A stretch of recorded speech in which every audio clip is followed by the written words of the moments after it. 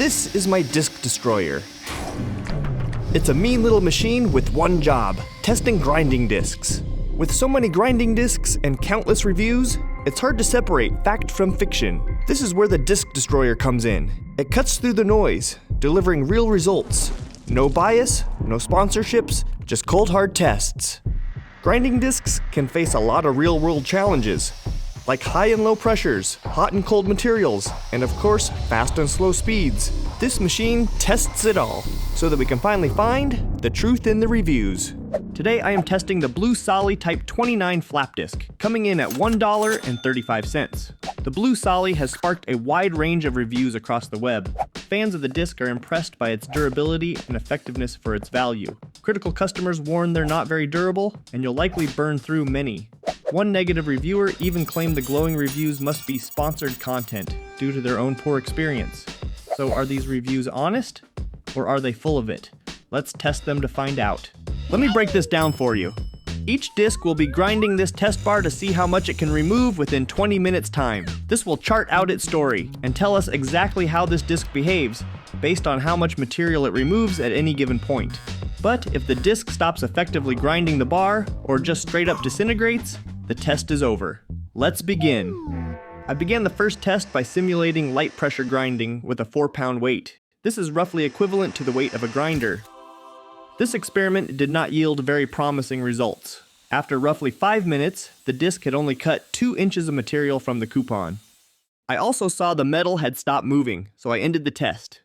Looking at the data, I can see where the critical reviews are coming from. Under the current circumstances, I would have to go through quite a few discs before making a real dent. However, a few adjustments might extend the disc's life, such as adding heat to the coupon to simulate grinding a fresh hot weld.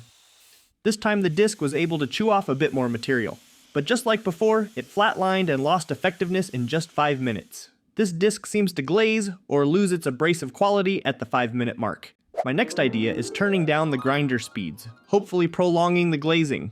So I kept the 4-pound weight, but slowed my grinder down from 11,000 RPMs to 6,000. However, changing the speeds did not get the disc performance anywhere close to 5 stars. While slightly more material was removed, the disc only lasted 20 seconds longer than at the faster speeds.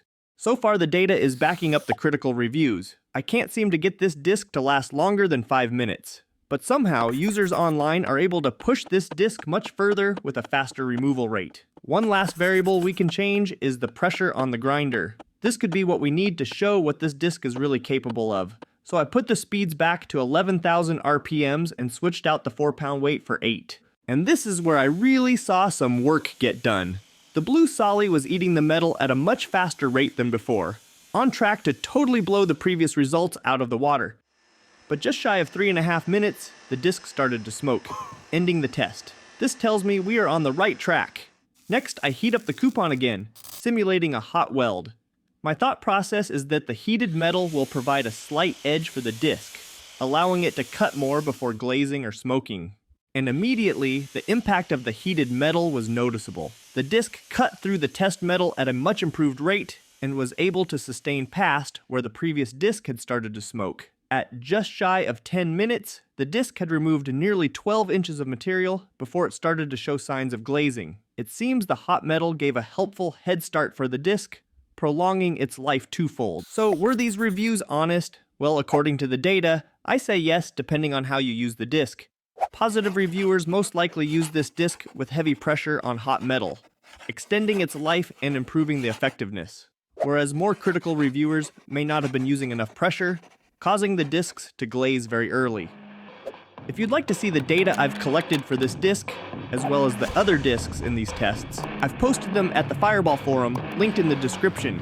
I'm going to keep posting more and more of these test videos, so stay tuned to find the truth in the reviews. And if you're wondering why I built the rig the way I did, how it works, and what it's all about, I have a video that goes into great detail that you should check out.